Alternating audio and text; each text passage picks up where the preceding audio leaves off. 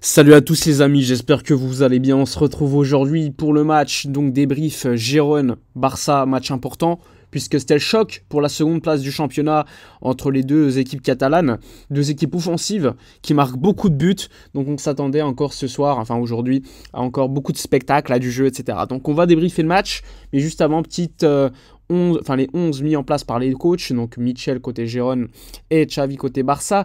Alors, Xavi a mis en place un 11 avec peu de rotation, avec défensivement classique Cancelo, Koundé, Cubarsí, Araujo. Milieu de terrain, cette fois-ci, petit changement, puisque Sergi Roberto était titularisé auprès de Christensen. Il y avait Gundogan et Fermin, et devant Lewandowski, ainsi que Lamine Yamal.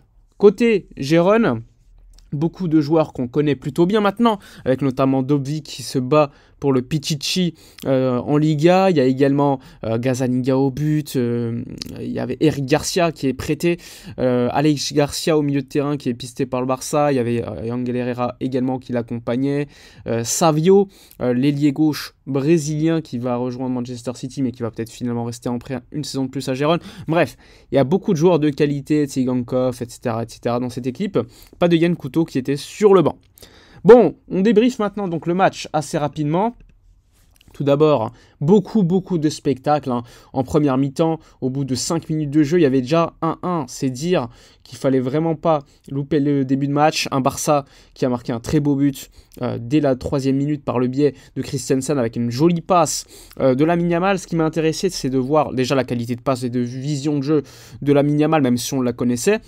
Et surtout, les appels derrière le dos de la défense d'un joueur comme Christensen qui est censé être un 6 et qui a fait une première mi-temps de grand niveau. Alors que c'est un 6 et c'est un défenseur central de métier. C'est dire que être milieu de terrain, être 6, ça ne t'empêche pas de pouvoir te projeter. Et le fait qu'il se projette avec un Sergi Roberto qui pouvait rester à ce poste de 6 de temps en temps, c'était assez intéressant puisque les joueurs de Gérone, d'ailleurs sur le but on le voit, ne savaient pas s'il fallait le suivre, quand ils allaient le suivre, est-ce qu'il allait faire l'appel. Et là typiquement sur le but il fait l'appel et le joueur de Gérone, je crois que c'est Angel Herrera ou Alex Garcia, ils ne le suivent pas parce qu'ils ne se doutent même pas que Christensen puisse faire l'appel. Et en plus l'enchaînement qu'il fait est extraordinaire, c'est un magnifique but. Et là, engagement, et le Barça encaisse un but par le biais de Dobbik qui a marqué tranquillement dans la surface un but de la tête après un centre où Araujo se fait vraiment manger par le joueur, je crois que c'était Martin. Et ensuite sur le centre, Cubarsí ainsi que Cancelo laissent trop d'espace à Dobbik qui a juste à sauter un peu et marquer. Alors on peut également se demander si Ter Stegen aurait pu faire beaucoup plus de choses en sortant par exemple, mais en tout cas c'est pas normal que tu encaisses un but dès l'engagement. Et surtout, c'est pas normal qu'un joueur comme Dobbik, dont tu connais la qualité, soit tout seul au centre. Et on l'a vu une ou deux fois, également tout seul sur des centres. Heureusement, ils n'ont pas trouvé preneur, mais c'est dire la difficulté pour nos défenseurs de le serrer. Araujo n'a pas fait une bonne première mi-temps, dans la continuité de ce qu'on voit depuis quelques semaines. D'ailleurs, ça va falloir vraiment se pencher dessus, parce que sur le premier but, il se fait manger.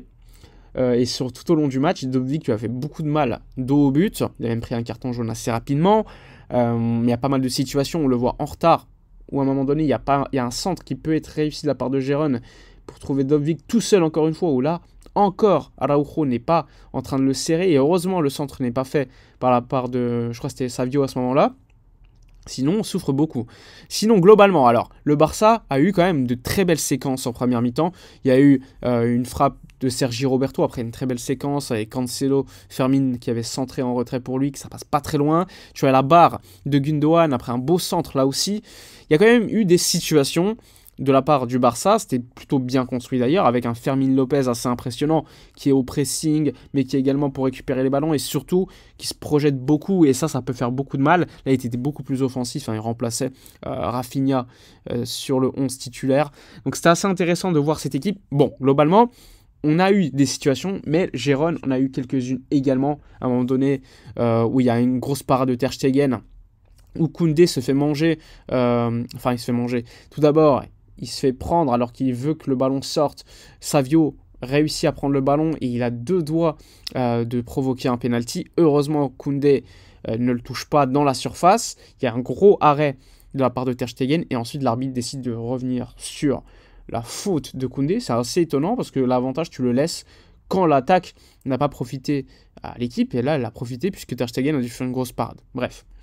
Ensuite, le Barça, je peux pas vous dire qu'on a contrôlé le match, parce que c'est pas vrai.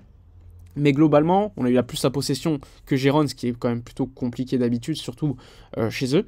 Et surtout, on a eu des situations aussi, on va pas se mentir. C'était assez spectaculaire ce match, hein, la première mi-temps surtout.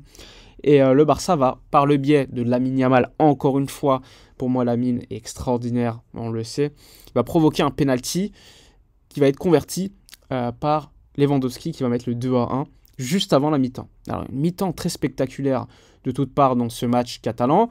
On a pris quand même du plaisir. Je pense qu'un quelqu'un de neutre a pris du plaisir en regardant ce match, malgré les commentaires sur Bein de Christophe Josse et Daniel Bravo. Mais globalement, c'était plutôt spectaculaire. Il y a eu du jeu. Alors oui, le Barça souffre beaucoup. Je trouve qu'on est dépendant dans un match comme ça de Cancelo et de Lamine Yamal pour faire les différences sur les côtés. Mais bon, c'est normal aussi, hein. Gérone, par moment, défendait très très bas. Mais globalement, on a quand même eu nos situations. Gérone aussi. Donc c'était un match assez intéressant, assez divertissant. Il y a du jeu, donc on a pris du plaisir. Maintenant, pour la seconde mi-temps. Alors, on va la découper en deux, parce que pendant les 10-15 premières minutes de la seconde mi-temps, le Barça est supérieur à cette équipe de Gérone, mais n'est pas efficace. Il y a pas mal de situations que le Barça va créer, avec notamment Lamine Yamal sur le côté, qui va centrer à un moment donné pour Lewandowski. Tu as eu des frappes de Gundogan. Tu as eu beaucoup de mauvaise gestion en fait, devant les cages de Gazzaniga, parce que tu as les situations pour marquer. Je pense que le Barça est même supérieur jusqu'à la 65e minute environ. Et Mitchell va donc faire des changements à partir de ce moment-là, et ça va changer le match, littéralement, puisque Porto va entrer, et on va le voir, ça va changer beaucoup de choses. Couto également, ça va changer les dispositions tactiques du match, et surtout, tu te fais encore une fois trahir par tes individualités, puisque Sergi Roberto, sur une action complètement débile, où il remet le ballon en retrait, la remet mal en plus, ce qui permet à Gérone de récupérer le ballon et tout simplement égaliser 2-2, alors que le Barça menait 2-1, en étant supérieur. Tu joues à l'extérieur, tu ne peux pas te permettre de faire une nouvelle erreur. Et c'est dans la continuité de ce qu'on voit à chaque match où tu te fais saboter par un joueur. La semaine dernière, c'était par Ter Stegen. Il y a 2 semaines contre le Paris Saint-Germain, c'était Araujo, Cancelo, match retour.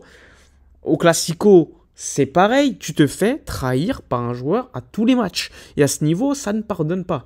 Et juste après, Porto va faire un festival. Ils vont marquer le 3-2, ils vont marquer le 4-2, en étant bien supérieurs après les changements. Il n'y a rien à dire. Ça résume assez bien la saison du Barça, les problèmes du Barça. Évidemment, on perd donc la 2e place de manière provisoire avec 1 point de retard sur Gérone. Bon, vous allez me dire, quel est l'impact? L'impact, il est facilement décelable. Ça ne change rien pour la Ligue des Champions parce que le Barça sera soit pot numéro 1, soit pot numéro 2, selon les résultats du Bayer Leverkusen en Coupe, donc Europa League.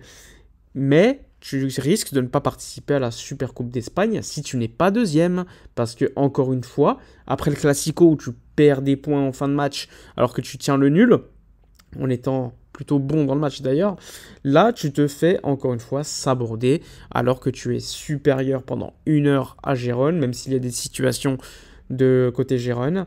Et ensuite, tu perds le match 4-2, ça peut être 5-2, ça peut être 6-2 même, à un moment donné, s'il n'y a pas les sauvetages. Et tu réagis pas, surtout après le 3-2, après le 2-2, après le 3-2, après le 4-2, tu réagis pas.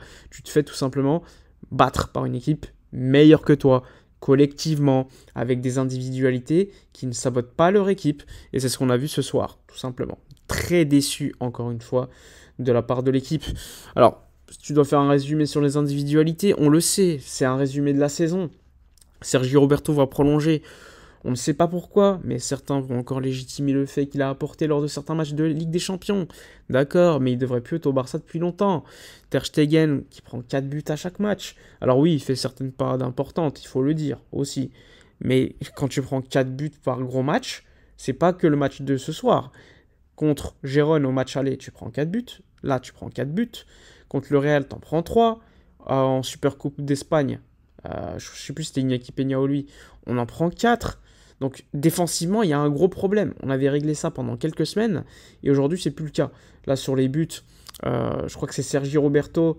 Sur le 3e, je crois que c'est Koubarsi ou Sergi Roberto, je ne sais plus, qui est encore fautif. Sur le 4e, Cancelo est en retard complètement et laisse Porto marquer un but exceptionnel. Bref, on voit des problèmes assez qui se répètent en fait. Cancelo est trop léger défensivement. On voit également que défensivement Araujo n'est pas bon en ce moment. Koundé ne fait pas un grand match aujourd'hui, je le trouve surpassé par Savio. Au milieu de terrain, on faisait un bon match en première mi-temps, en seconde mi-temps, on se saborde totalement. Et globalement, les points positifs de cette équipe, c'est Lamine Yamal, encore une fois. Là, Xavi va faire plein de changements, il n'y aura aucun résultat. Et Victor Roque ne sera pas entré encore une fois.